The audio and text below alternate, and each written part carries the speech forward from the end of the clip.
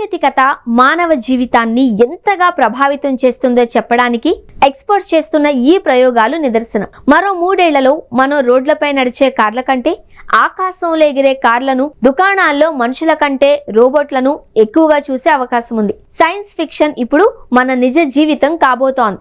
సాంకేతిక పరిజ్ఞానం శరవేగంగా దూసుకుపోతోంది.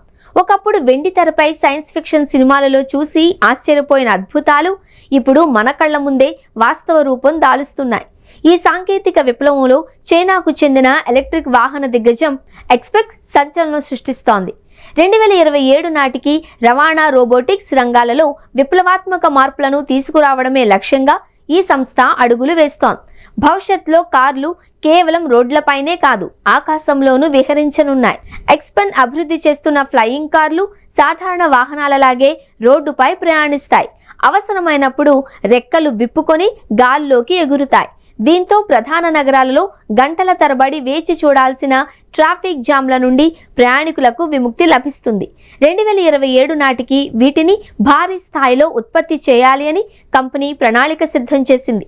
భద్రతా నిబంధనలు, ప్రభుత్వ అనుమతుల ప్రక్రియ కొనసాగుతున్నప్పటికీ ఈ వినూత్న వాహనాల కోసం ఇప్పటికే భారీగా బుకింగ్లు వస్తూ ఉండడం విశేషం. రవాణా రంగమే కాకుండా కృత్రిమ మేధస్సు, AI ఆధారిత హ్యూమనాయిడ్ రోబోట్ల తయారీలోనూ ఎక్స్పెన్స్ వేగంగా పనిచేస్తుంది. ఈ రోబోట్లు మనుషులలాగే నడవగలవు, వస్తువులను పట్టుకోగలవు, సంభాషించగలవు. తొలుత వీటిని కార్యాలయాలు, షాపింగ్ మాల్స్, కస్టమర్ సర్వీస్ కేంద్రాలలో రిసెప్షనిస్టులుగా నియమించనున్నారు.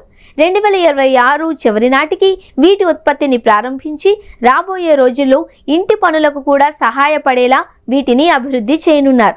చివరిగా ఎక్స్పెన్ దృష్టి డ్రైవర్ లేని వాహనాలపై ఉంది. ఇవి పూర్తిగా సాఫ్ట్వేర్ నియంత్రణలో పనిచేస్తూ ప్రయాణికులను సురక్షితంగా గమ్యస్థానాలకు చేరుస్తాయి. ఇది రవాణా ఖర్చులను తగ్గించడమే కాకుండా మానవ తప్పిదాల వల్ల జరిగే ప్రమాదాలను కూడా అరికడుతుంది అని భావిస్తున్నారు.